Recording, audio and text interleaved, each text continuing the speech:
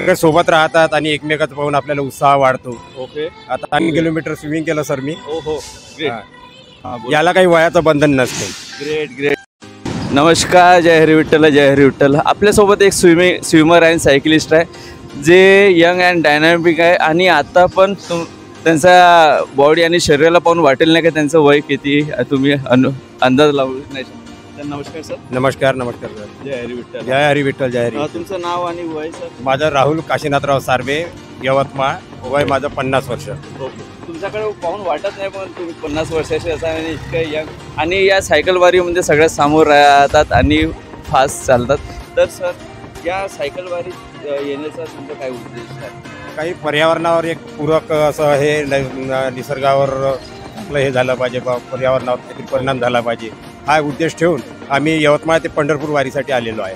Okay. Sir cycle किंवा असे जे इव्हेंट होतात या इव्हेंटमध्ये एकटं जाणं बरं की टीम किंवा कम्युनिटी सोबत जाणं बरं? टीम सोबत जाणं एकदम गरजेचं.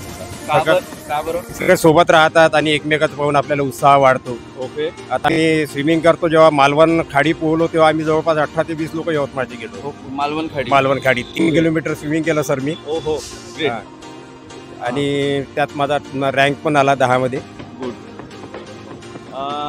तर तुम्ही स्विमिंग पण करताय आणि स्विमिंगमध्ये कोणकोणते तुम्ही हे केले? मी सर फ्री स्टाईल करतो आणि रोज 2 किलोमीटर स्विमिंग करतो सर. कुठे? यवतमाळला. ठिकाण आझाद मैदान टँक. ओके. तर हे स्विमर आहे खूप चांगले. आणि सर एक हे विचारतो की जर माझं चॅनल आहे ABC प्युअर फिट कोच आणि असे फिटनेस आणि ॲडव्हेंचरस गोष्टी मी लोकांसोबत शेअर करतो, तर तुम्हाला ह्या गोष्टी बिलकुल बिलकुल सर, नक्की आवडेल. आणि माझं तर प्रत्येकाला म्हणणं आहे काही ना काही करत राहा. तुम्हाला ज्याच्यात आवड आहे ते करत राहा. सायकलिंग करा, स्विमिंग करा, धावा, रनिंग करा, पण करत राहा. ओके. याला काही वयाचं बंधन नसते. Great great. वयाचं बंधन नाही, उमर एज हा एक नंबर आहे.